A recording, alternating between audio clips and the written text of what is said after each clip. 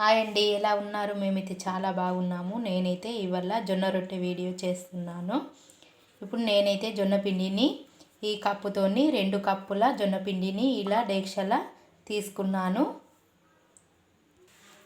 ఇదే కప్పుతోని 2 కప్పుల వాటర్ కూడా తీసుకొని ఇలా గంజిలో పోసుకొని స్టవ్ పైన వేడి చేసుకోవాలి. ఇలా వాటర్ అన్నది బాగా మరగాలండి. ఇలా ఎసరు అన్నది రావాలి, అయితేనే జొన్న రొట్టె చాలా బాగా వస్తుందండి.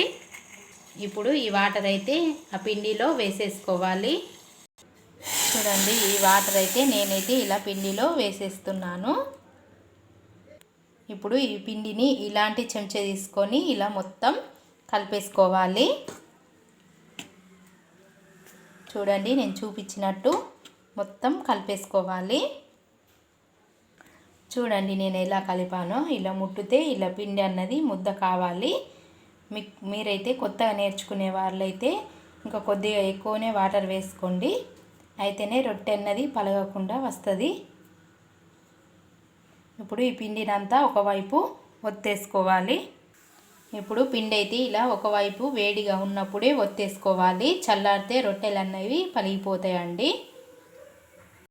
ఇప్పుడు స్టవ్ పైన పెనమైతే పెట్టుకోవాలి. ఇలా గంజులో కూడా కొన్ని చల్లని నీళ్లు తీసుకోవాలి పిండి కలపడానికి. ఇప్పుడు ఈ పిండి ముద్దలోంచి కొంచెం ముద్ద అన్నది రొట్టెకి సరిపడా తీసుకోవాలి. ఇలా కొద్దిగా పిండి తీసుకొని ఇలా వాటర్ వేసుకుంటూ ఇలా కలిపేసుకోవాలి. చూడు, నేను ఎలా కలుపుతున్నానో అలానే ఈ పిండి అన్నది చాలా చక్కగా కలుపుకోవాలి.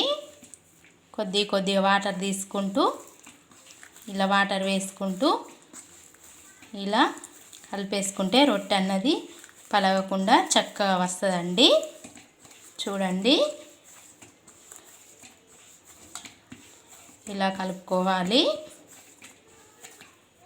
ఇప్పుడు ఇలా ఒక ముద్ద తీసుకొని ఇలా రౌండ్ చేసుకోవాలి. ఇప్పుడు ఇలా రొట్టె చేయడానికి ఇలా ఒక చెక్క తీసుకోండి. దాని కింద క్లాత్ అయితే వేసుకోండి, ఎందుకంటే పిండి ఇలా కింద పడదండి. ఇలా ఒక చెక్క తీసుకోండి. ఇప్పుడు ఈ చెక్క పైన పొడిపిండి వేసి ఈ రొట్టె బిళ్ళని ఇలా పెట్టి ఇలా రొట్టె అన్నది ఇలా రౌండ్గా చేయాలి. నేను చూపించిన విధంగా రౌండ్గా రొట్టె అన్నది కొట్టుకోవాలి. రొట్టెలది సౌండ్ అన్నది ఇలానే వస్తుందండి.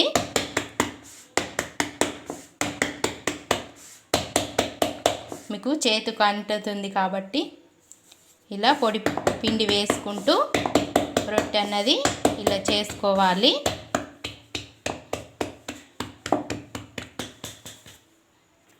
చూడండి, నేనైతే రొట్టె ఎంత చక్కగా పలగకుండా అంచులు కూడా పలగకుండా ఎలా చేశానో ఇలా చేసుకోవాలి. ఇప్పుడు పెనం కూడా వేడైందండి, ఇందులో వేసేసుకోవాలి. చూడండి, ఇలా చేతి పైన తీసుకొని ఇలా పెనంలా వేసుకోవాలి. ఇప్పుడైతే కొద్దిగా చల్లని వాటరు తీసుకొని ఇలా చేతితోని ఇలా అనాలండి. కొత్తగా చేసే వాళ్ళైతే ఒక క్లాత్ తీసుకొని ఇలా వాటర్తోని ఇలా అనండి, మీకు చేతితోని అనే అలవాటు ఉండదు కాబట్టి. ఇప్పుడు ఇలా ఒకవైపు కాలిందండి, ఇలా చెంచా పట్టుకొని ఇలా వేసుకోవాలి. వేసుకొని రెండో వైపు కూడా కాల్చుకోవాలి.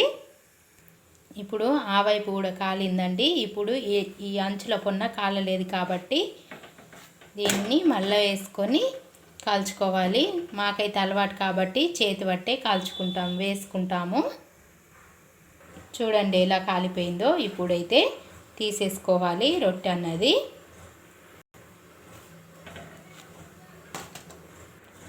అయిపోయిందండి జొన్న రొట్టె రెడీ. చూడండి, నేనైతే ఎంత చక్కగా చేస్తానో సేమ్ ఇలానే చేసుకోండి. ఎవరికైనా జొన్న రొట్టెలు చేయేస్తుందండి. మీకు ఈ వీడియో నచ్చితే మాత్రం లైక్ కొట్టండి, మా ఛానల్ సబ్స్క్రైబ్ చేసుకోండి.